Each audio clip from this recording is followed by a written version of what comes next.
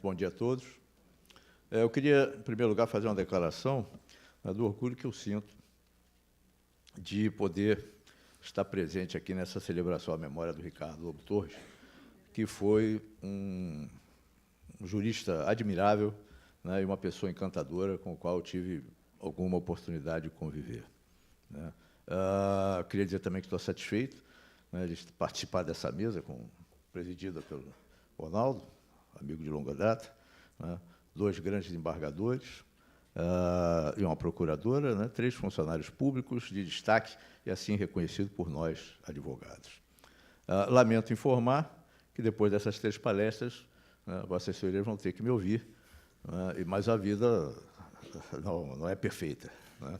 Bom, a mim coube, então, né, até pegar um mote de um assunto iniciado pela doutora Letícia, que é a atribuição de responsabilidade solidária. Eu dei um subtítulo a esse assunto e chamei de atribuição de responsabilidade solidária, 53 anos de controvérsia, né?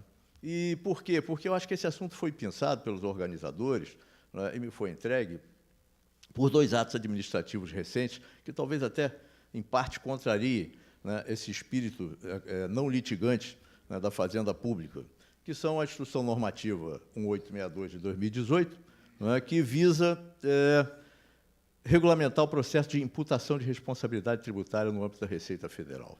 E um ato que eu suponho, né, que trará uma onda de litígios, que é o parecer normativo número 4 de 2018, que trata das hipóteses de solidariedade previstas no artigo 124, aos olhos da Fazenda Nacional, ou melhor, aos olhos da Receita Federal, e que será de cumprimento obrigatório, doravante, né, por todos os auditores fiscais da Receita Federal. Deixa eu passar aqui. Muito bem. Eu vou dividir essa minha exposição em 2 partes, né. Eu vou, primeiro, afinar alguns conceitos no que diz respeito à atribuição legal de responsabilidade tributária, e depois eu vou passar por uma breve análise, porque o tempo é curtíssimo, sobre imputação. Não chamarei de atribuição. Aliás, a própria Receita, eu acho que ela é mais feliz nisso. Ela chama de imputação de responsabilidade tributária. Bom, vamos, então, à atribuição. E eu tenho uma dificuldade muito grande, né. Eu acho que os textos legais apreciados isoladamente, né, sempre me causam dificuldade de compreensão. E todas as vezes que eu procuro examinar um texto, eu gosto de ver em que contexto ele se insere, né. Eu tenho por hábito pegar uma folha de papel em branco, dar um traço horizontal no meio e dividir em 2 planos, né. O plano de baixo é o plano das coisas concretas, né, e o plano de cima é o plano cultural. No plano das coisas concretas, acontece o quê? As coisas concretas. As pessoas casam, né, vêm ao Congresso, né, pegam condução, viajam, compram mercadorias, né, adquirem bens, vendem bens, né, e no plano cultural nós temos, então, as normas jurídicas, né, especialmente no que diz respeito à obrigação tributária principal. Nós temos a lei, né, porque a matéria que nós vamos apreciar é matéria reservada à lei pelos artigos 97 e 114 do CTN. Pois muito bem. Nós estamos falando de obrigação tributária principal, e obrigação não significa dever. Obrigação, todos nós sabemos, né, é sinônimo de relação jurídica, né? Relação jurídica é essa que, em matéria tributária, advém da lei, né? A lei tributária, então, tem uma estrutura também conhecida, né, que consiste numa hipótese na qual se descrevem fatos ocorridos no plano das coisas concretas, né, a qual se agrega uma prescrição de conduta, que significa escolher alguém, né, uma ou mais pessoas, para ocupar o polo passivo dessa relação, né, como sujeitos passivos, e que têm o dever de entregar a uma pessoa jurídica de direito público dinheiro. E dinheiro esse a qual se dá, né, a denominação jurídica de tributo ou penalidade pecuniária. Então, essa é a relação jurídica tributária, com seus 4 elementos: sujeito ativo, sujeito passivo. Aliás, o sujeito passivo é aquele sujeito com a cabeça, ele está com a cabeça quente, está vermelha, né? E ela não é palpável, né? Ela é algo que se dá no plano jurídico. E, se nós estamos falando de atribuição, né, de responsabilidade, é da figura do sujeito passivo, né, e quando é que ele está, né, junto com alguém, né, que nos interessa. Bom, a sujeição passiva, então, né, nós sabemos, ela não se presume, ela tem que decorrer sempre de lei. Segundo aspecto a levantar, em que momento ela surge? Ela pode surgir, né, em 2 momentos. Eu estou aqui recapitulando conceitos conhecidos, só para afinar esses conceitos e chegarmos, né, aonde eu quero. ela pode surgir no momento da ocorrência, onde surge a obrigação tributária, quer dizer, juntamente com a ocorrência do fato gerador, né, e ela pode ser atribuída a um sujeito passivo direto, a um contribuinte que tenha realizado esse fato individualmente, né, ou em conjunto com alguém, onde se tem a solidariedade. Ela pode se dar por substituição, ela pode se dar por qualquer uma das situações, como determinar a lei ordinária. Ou ela pode surgir em momento posterior ao da ocorrência do fato gerador. E, nessa hipótese, ela surgirá por sucessão, né, ou por solidariedade, que é o 134, ou como determinar, né, a lei ordinária, porque assim também o diz o artigo 134, o artigo 128 do CTN. Bom, eu quero lembrar aqui o seguinte, que eu até duvido muito, né, que alguém tenha visto algum auto de infração, em termos de tributo federal especialmente, né, lavrado há mais de 10 anos, onde o fisco tenha tido a preocupação de, no ato do lançamento, incluir algum corresponsável. Não era a prática, né? A prática é lavar o auto de infração em relação ao contribuinte nitidamente identificado, né, e o fisco tinha a convicção de que, mais tarde, né, em algum momento, se necessário fosse, ele invocaria o artigo 135 do Código Tributário Nacional, dizendo assim, olha, não pagar tributo é infração de lei. E tinha razoável sucesso, né, com essa iniciativa. Trouxe aqui, a título de exemplo, né, 2 julgamentos que dizem justamente do STJ, justamente nesse sentido. Né, ali está os sócios gerentes que deixam de receber tributos devidos, infringem a lei e são responsáveis. Essa era a situação única e não se discutia outra coisa, o fisco estava numa posição de conforto. Né? Trouxe outro julgamento, onde a ementa diz é pacífico o Tribunal de Justiça, no STJ, o entendimento de que os diretores e gerentes são pessoalmente responsáveis simplesmente por falta de pagamento. O que ocorre é que, a partir do ano de 2000, né, essa jurisprudência começou a se modificar, né, e hoje já não se encontra, né, essa posição nos tribunais superiores. Né, o simples pagamento de tributo, eu vou passar rápido aqui, porque o tempo é curto, e daqui a pouco está todo mundo com fome. Já não se encontra nos tribunais superiores, mas jurisprudência nesse sentido. Eu trouxe aqui o mesmo texto em sentido contrário. É pacífico que o não pagamento, né, não é motivo suficiente para você convocar o administrador ou o sócio-gerente. Isso acabou resultando numa súmula do STJ, que é a súmula 430. Bom, com a publicação da súmula 430, o fisco se viu vencido, né, nessa aplicação indiscriminada do artigo 135 para resolver seu desejo, né, de convocar mais alguém, além do contribuinte, para satisfazer a obrigação tributária. Tomou, então, 2 medidas. Né? A primeira medida foi ele perceber, né, que também não era suficiente, né, fazer como se fazia no momento da inscrição, né, sem um prévio processo administrativo, indicar alguém como responsável. Então, a primeira medida nós temos hoje, nessa instrução normativa, que ele se empenhou em regular, né, a imputação de responsabilidade no curso do iter impositivo administrativo, sem o que, né, a executoriedade não se instauraria, né, contra esse sujeito passivo. E a segunda foi procurar um outro dispositivo, né, que lhe desse conforto, que o 135 não dava mais. E o que nós estamos vendo hoje, né, é o uso, talvez abusivo, né, do inciso 1 do artigo 124, né, como um instrumento até de solidariedade, não mais de responsabilidade pessoal, né, de outras pessoas. Né. Lembro aqui que o artigo 124, né, já foi aqui transcrito, ele diz, são solidariamente responsáveis as pessoas que têm um interesse comum na situação que constitua o fato gerador. Ora, a expressão interesse comum, eu reconheço, é um conceito indeterminado, né, mas me parece, né, que o fisco, você vai dizer, sem querer criticar, não, querendo criticar, né, que o fisco encontrou justamente nessa indeterminação uma possibilidade de flexibilizar, né, o seu interesse, né, de concitar outras pessoas para o pagamento do tributo. Né. O Código Tributário Nacional rigorosamente não define o que seja interesse comum na situação que constitua o fato gerador. Fui, então, pesquisar o projeto do código, né?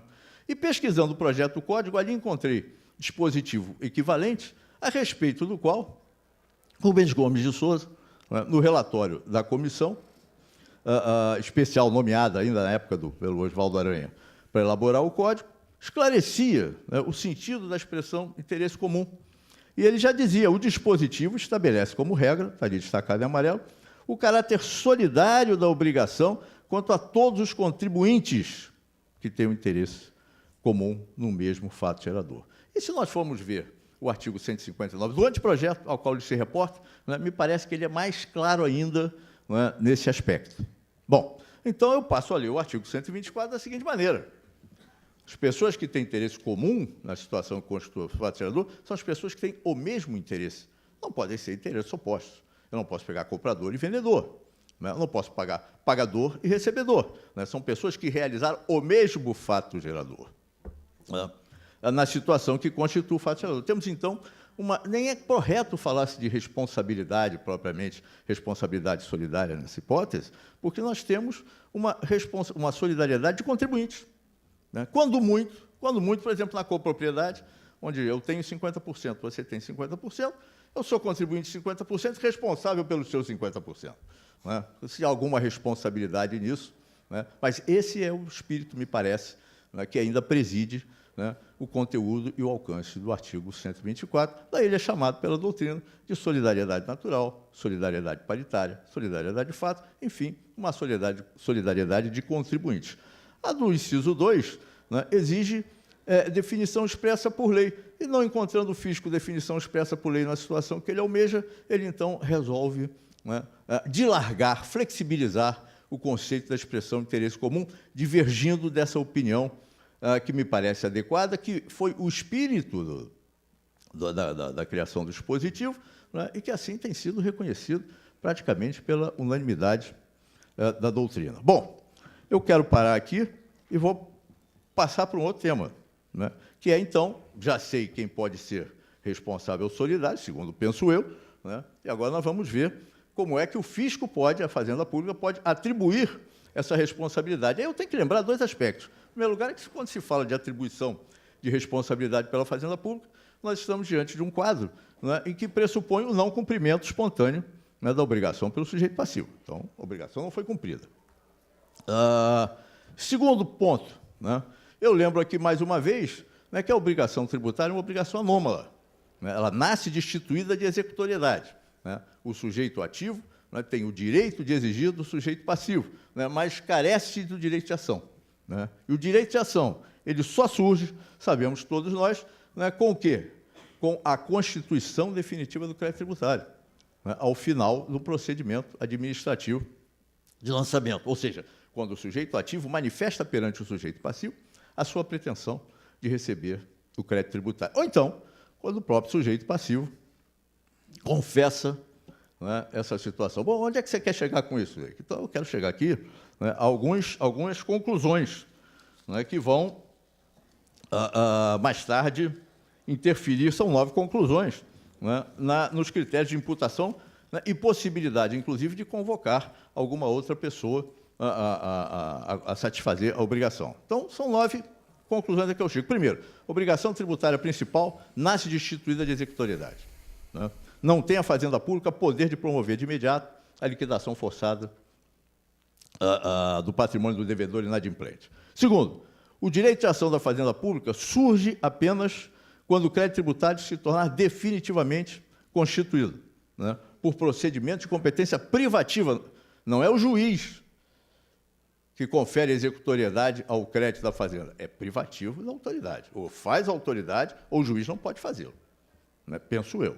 Segundo, constituição definitiva. Terceiro, do crédito, né, ocorre na confissão de dívida, já vimos, ou quando intimado o sujeito passivo, regularmente lançado, né, depois do prazo fixado, ou por decisão proferida em processo regular. Então, é preciso que o corresponsável tenha sido considerado como tal durante o processo administrativo regular, onde ele tenha todas as oportunidades de se defender, né, como qualquer contribuinte. Não é possível, em fase posterior, e é a conclusão seguinte, né, não é possível, em fase posterior, né, convocá-lo sem ter tido a oportunidade de defesa administrativamente, e sem contra ele ter sido constituído o crédito tributário, né, a satisfazer a dívida.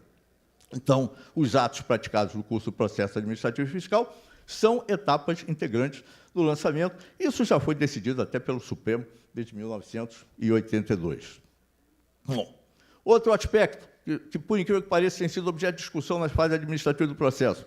Haja ou não pluralidade, né, de sujeitos passivos, o procedimento de constituição definitiva do crédito tributário, né, deve ser igual para todos eles. Todos têm que ter a mesma oportunidade de defesa segundo os mesmos critérios.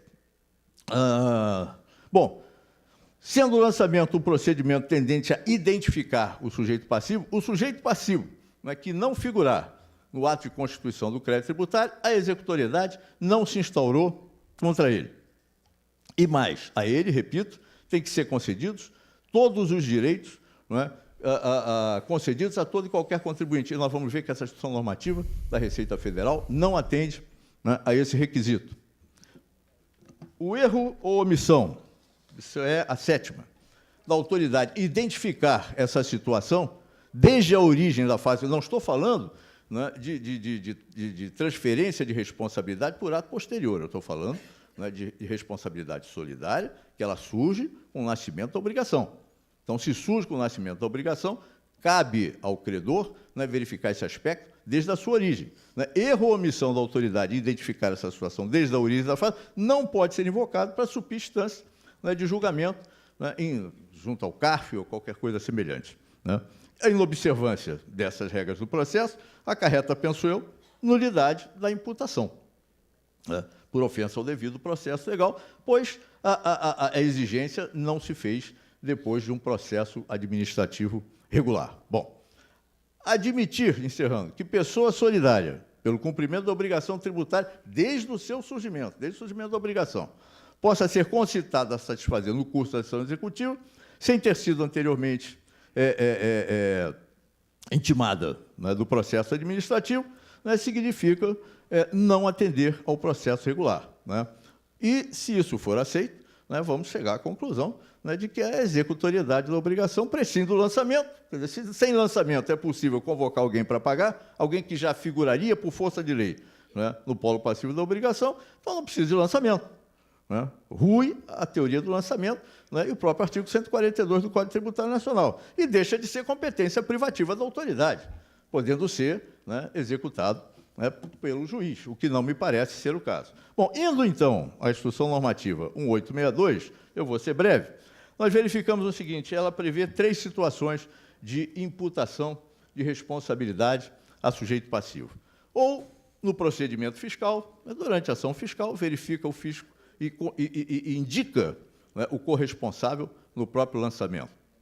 Ou então, antes da decisão de primeira instância, onde ela determina, a meu ver, apropriadamente, né, que seja elaborado um termo de imputação de responsabilidade, né, e se reabra prazo ao sujeito passivo para se defender. Nessa hipótese,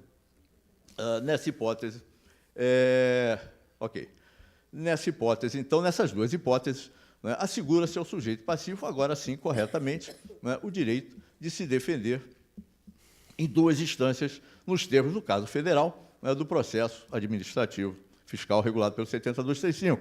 Ou seja, né, ele vai ter oportunidade de se defender perante a delegacia de julgamento, ele vai ter oportunidade de se defender perante o CARF, e no Estado será equivalente, só que isso aqui é um ato federal. Bom, no caso, porém, de imputação de responsabilidade, depois do crédito definitivamente constituído e antes da inscrição, a instrução normativa prescreve que seja dado direito de defesa ao sujeito passivo. Né? Só que, nessa hipótese, não pelas regras do 7235, e modifica a autoridade julgadora, e sim pelas regras da Lei 9.784, que dizem que a própria autoridade que designar o sujeito passivo é que vai apreciar o pedido dele, e se assim não for atendido, né, será o chefe dele, né, que é o chefe da repartição, e se não for atendido, será o chefe do chefe. Eu não tenho mais órgãos coletivos, né, de jurisdição. Data vênia, né, a imputação de responsabilidade nessa situação me parece, né, ofender, né, o princípio da isonomia, né, e fugir às regras de processo administrativo regular. São 2 pesos e 2 medidas. Né? Talvez, em nome da celeridade, paciência. né? O delegado comum vai julgar mais rapidamente do que o delegado de julgamento. Não é assim. Né? Não é assim que se, distinguindo o tratamento, há sujeitos passivos que o fisco pretende que estejam na mesma situação na relação jurídica tributária. Bom, eu agora termino, aproveitando esses 5 minutos, né, vou ser muito breve, apenas fazendo uma reflexão, chamando a atenção, né, da flexibilidade que o fisco tem dado a essa expressão interesse comum. Quer dizer, o fisco não aceita essa tese de que interesse comum, né, é a correalização do fato gerador. Eu vou trazer alguns exemplos aqui, né, serei breve para me conter nos 5 minutos.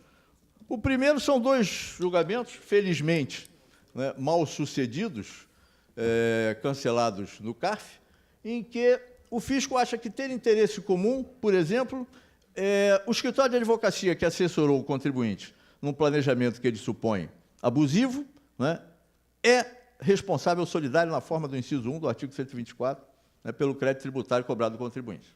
Né. Ali nós temos 2 exemplos, né, exatamente nesse sentido.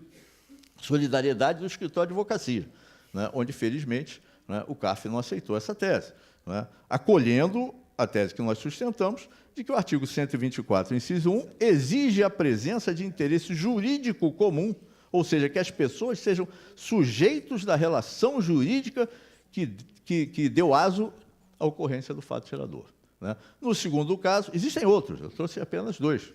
Né. No segundo caso, né, é uma empresa de assessoria, né, que executou o planejamento, né, onde o fisco quis imputar essa empresa de assessoria simplesmente por ter assessorado, né, e simplesmente por ter auferido, provavelmente, seus honorários, né, então isso é interesse comum.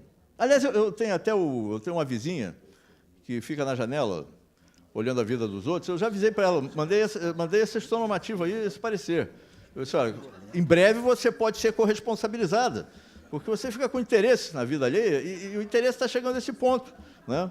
Veja essa outra situação. Essa situação foi até patrocinada por nós. É o cônjuge em face do regime de bens. Né? Vamos ler o que consta do julgamento. Apontou a autoridade autuante a responsabilidade tributária do cônjuge do contribuinte pela integralidade do crédito tributário lançado, pelo motivo de serem casados em regime de comunhão universal de bens, e de que os fatos geradores foram oriundos da alienação de bens comuns do casal. Quer dizer, bens comuns do casal, não, eram ações de uma empresa da qual a esposa não participava. Entendeu? Quer dizer, ele está esperando que o sujeito morra para ser comum. Mesmo no falecimento, né, você não tem solidariedade, você tem ameação, né, você tem a responsabilidade proporcional ao quinhão, né, o fisco já está quase que antecipando, né, o falecimento do sujeito. Né. Não é esse caso, mas eu tenho um outro caso que o casal falou comigo, disse, olha, nós não temos interesse comum há muitos anos. Pô, né? Como é que o fisco foi capaz de ver isso? Nós vivemos conveniência. Não, mas está chegando a esse ponto. Felizmente, né, essa hipótese também, eu não vou ter tempo de ler, né, mas não prosperou, né, já em primeira instância. E aí eu vou agora ao parecer normativo 4, que esse me preocupa. Né? Esse me preocupa. Esse parecer, ele conclui, ao final, acho que a linha 19 hipóteses em que os fiscais vão ter que aplicar isso. Né? Ele é da COSIT. Entende que há interesse comum. Né? Essas 19 hipóteses, algumas se desdobram ainda, outras ficam mais do que 2 dezenas. Né? E aí fica até difícil você entender hoje quando é que o fisco não vai entender o que é interesse comum. Eu separei 4 apenas, né, para nós examinarmos.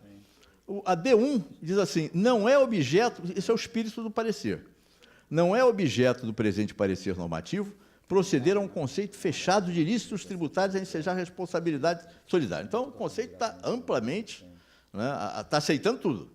Né? E aí diz o seguinte, né, entretanto, pode-se dizer que os ilícitos tributários que acarretam uma sanção, não só na esfera administrativa, mas também na penal, são ilícitos passíveis de responsabilização solidária. Todas as vezes, né, que a uma empresa se imputar, né, uma sanção de natureza tributária, né, que implique a elaboração e representação para fins fiscais, né, também serão sei lá quem, acionista, diretor, aí tem que examinar o parecer, né, é responsabilizado solidariamente.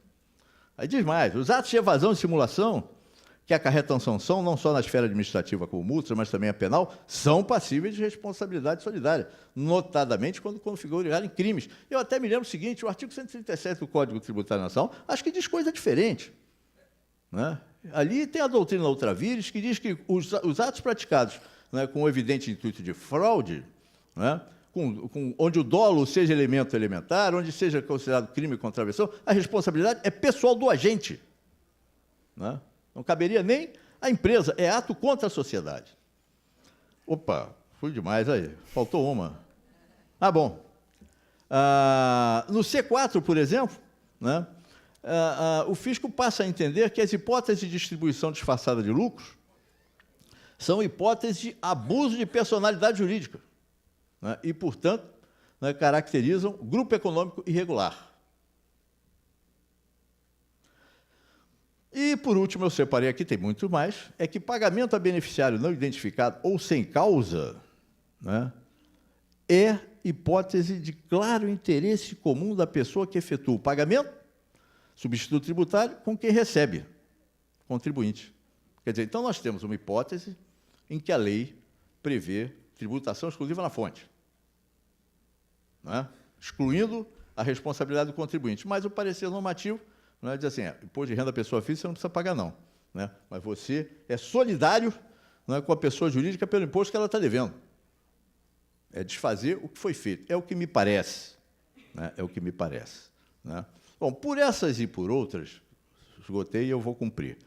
Por essas e por outras, não obstante a declaração, né, e eu acho que é sincera, né, de muitos servidores, porque eu conheço muitos servidores, eu mesmo militei no serviço público, né, que, sinceramente, né, se esmeram, se empenham por reduzir a litigância no âmbito do processo administrativo, é que eu vejo uma grande parte dos meus clientes que atuam internacionalmente, né, me dizerem que entre 60% e 70% dos litígios tributários, né, e quem tiver experiência aí deve ter ouvido a mesma coisa, no mundo inteiro, estão concentrados no Brasil. Né? Então, isso é algo que tem que ser pensado no que diz respeito à segurança jurídica na constituição do crédito, que depois vai refletir na execução.